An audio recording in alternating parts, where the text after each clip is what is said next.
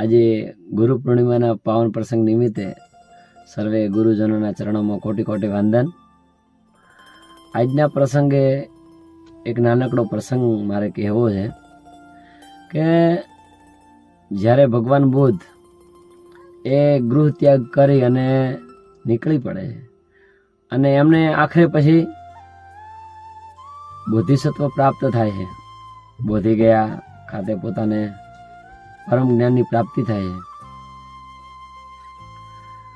તો એમને જે જ્ઞાન મળે છે એનું પોતે પ્રચાર પ્રસાર કરવા માટે, એ ઉપદેશોને લોકો સાથે વહેંચવા માટે એ જ્યાં ત્યાં ફરવા નીકળી પડે છે। એ ભિક્ષા માંગવા માટે પોતાના ઘરે જાય છે। ત્યારે રાહુલની માતા યશોધરા એ રાહુલને લઈ અને ભગવાન બુદ્ધ પાસે આવે છે અને એમણે જે શબ્દો, જે વાક્યોનો ઉપયોગ કર્યો છે, જે ખરેખર શીખવા જેવી વાત છે, બહુ મસ્ત કરી છે કે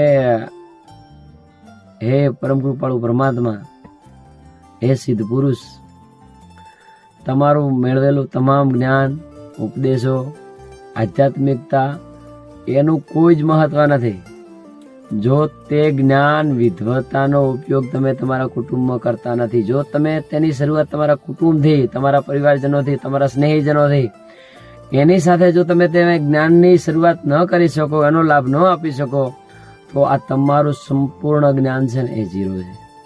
રાહુલને પહેલા તમે જ્ઞાન આપો અને પછી તમે સંસારની અંદર, જગતની અંદર તેનો પ્રચાર પ્રસાર કરો।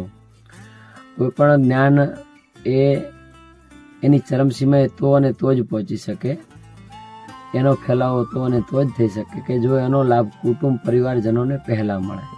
તમે ગમે એટલા જ્ઞાની હો, ગમે એટલા વિદ્વાન હો, પણ જો એ જ્ઞાનનો ઉપયોગ તમારા કુટુંબને લાભ ન મળે તો એ જ્ઞાન એ કોઈ કામનું જ નથી।